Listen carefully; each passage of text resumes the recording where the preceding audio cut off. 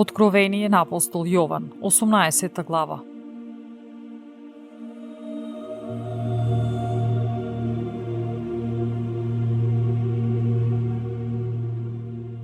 А по ова видов како слегува од небото друг ангел кој имаше голема власт, и земјата светна од неговиот болскот, и извика силно зборувајќи со висок глас: Падна великиот Вавилон и стана ѓаволско живеалиште и засолниште на секаков нечист дух, врталиште на сите нечисти и гадни птици.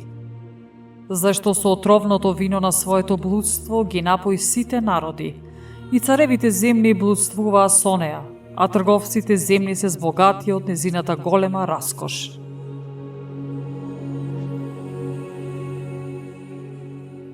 И чув друг глас од небото како вели: Излезете од неа, луѓе мои, за да не соучествувате во гревовите незини и да не добиете од казните незини. Бидејќи гревовите незини стигнаа до небото, и Бог си спомна за неправдите незини. Платете и како што и таа ви плати вам, и дајте и двојно онолку за делата незини. Со чашата со која ве служеше, послужете ја двојно. Колку што се прослави живееше раскошно, толку мака и јад вратете и. Зашто во срцето свое вели: седам како царица, вдовица не сум и мака нема да видам.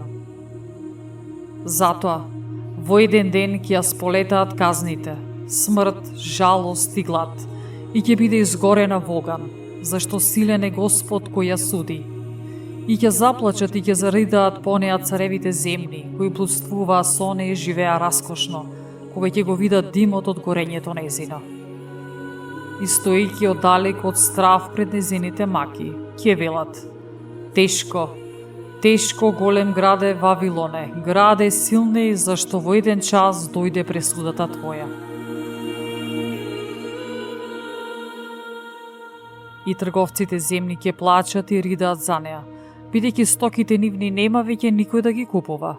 Стоки од злато и сребро, од драгоцени камења и бисери, од висон и порфир, од свила и скерлет, секакво миризливо дрво и секакви работи од слонова коска, секакви зработки од скапоцено дрво, од бакар, железо и мермер, и цимет, и темјан, миро и ливан, вино и масло, брашно и пченица, говеда и овци, коњи и коли, тела и души човечки.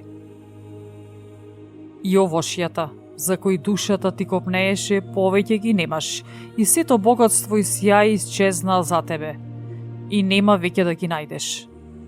Трговците, кои со тие стоки се збогатија од неа, ќе стојат оддалек од страв пред маките незини, и плачејки, и ридајки, ќе зборуваат: Тешко, тешко тебе граде голем, облечен во свила, порфир и скерлет, украсен со злато, драгоцени камења и бисери, зашто во еден миг пропадна толку големо богатство.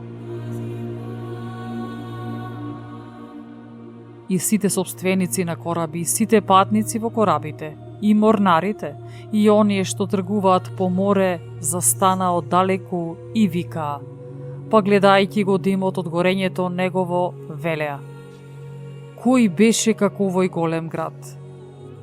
И ги посипаа главите своји со пепел и со плачење викаа и велеа: Тешко, тешко тебе граде голем, со чии скапоценности се обогатија сите што имаа кораби по море, зашто за еден миг запусте.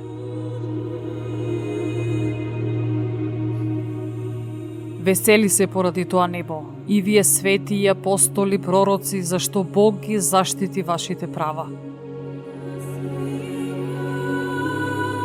Тогаш еден силен ангел подигна еден камен, голем како воденички камен, па го фрли во морето и рече: Со такво бучење ќе биде сринат Вавилон, големиот град, и ќе го нема веќе. И глас на харфисти, пејачи, свирачи, трубачи во тебе нема веќе да се чуе. Никаков уметник од која и да е уметност нема веќе да се најде во тебе.